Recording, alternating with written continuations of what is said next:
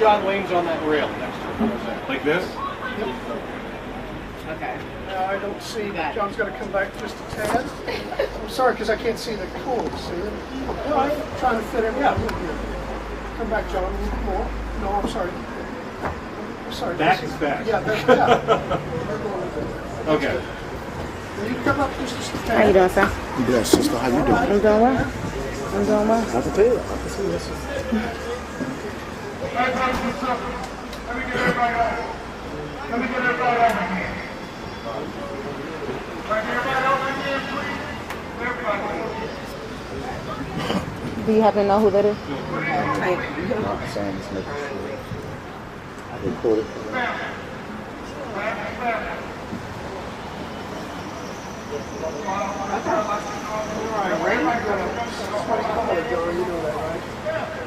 Right around the top edge. Yeah. Keep looking at John. Don't look at the camera. Yeah. Okay. We're just having a conversation. It's all on tape. We can start doing things all over. First of all, can I ask you, we know you've already done this with Aaron, but can you say and spell your name? Sure. My name is Piaget Crenshaw. That's P-I-A-G-E.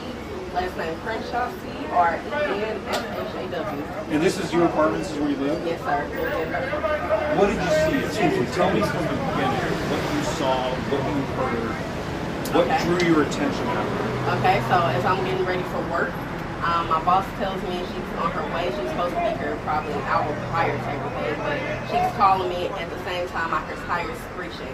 And the tire, I look outside to make sure it wasn't her. It was the police in the middle of the street having some kind of interaction with this young man, Michael.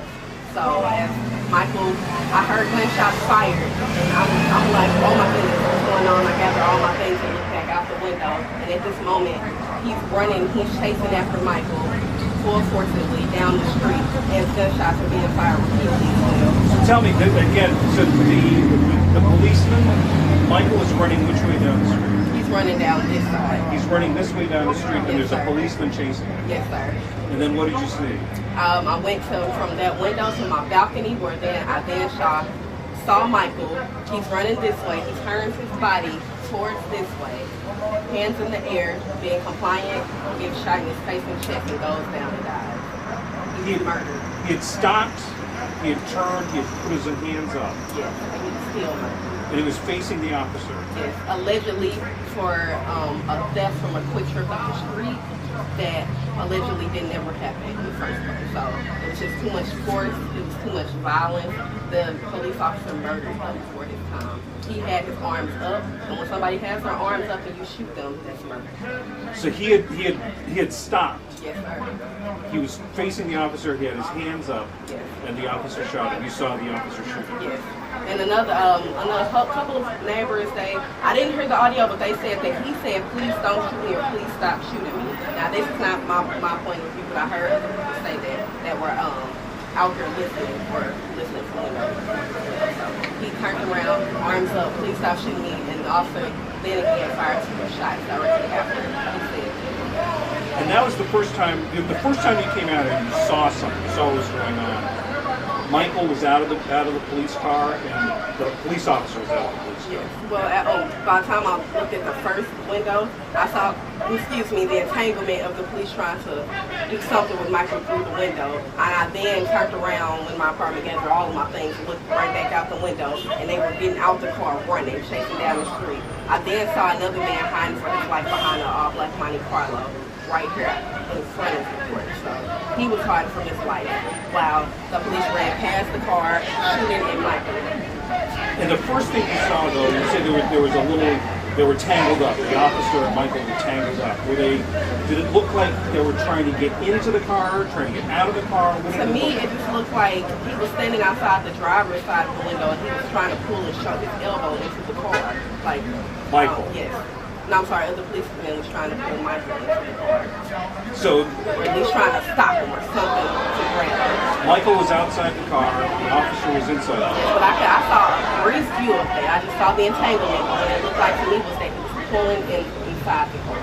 It looked like he was trying to force him into the police car, or at least force him to stop walking, because they were on feet. So there was some sort of struggle outside the driver's side of the police car. Door was closed. Window was down, is all. The window He was just reaching down, through the yes. window. Oh, so the policeman was still in the car? In the car, yes. And the car was screeched in the middle of the street blocking traffic. So that's when my boss was right behind them. So she saw everything from the backside. And I saw this on his balcony. So he ran down the street pointing the gun, shooting everywhere. They shot my neighbor's wall. They removed the bullet. They took down security cameras. They confiscated my phone, and that is still under police custody at this moment as we speak. They said that I will get it back Monday. So hopefully they stick to their word. But I did see him running down the street shooting, shots fired multiple times. Michael then, this is when I came on my door, I saw Michael turn around and get shot in his face and chest and fell to his knees and dropped his face. And how many shots did you hear? At least 5. 3 initial at the police car and at least 2 more when he died. So I didn't know the identification of the guy at first, but I then found out that it was somebody that I had been out with. I kind of had a personal Tell me what that interaction. Tell me what you knew about him. Well, me and a mutual friend, Byron, we sat around playing video games. We did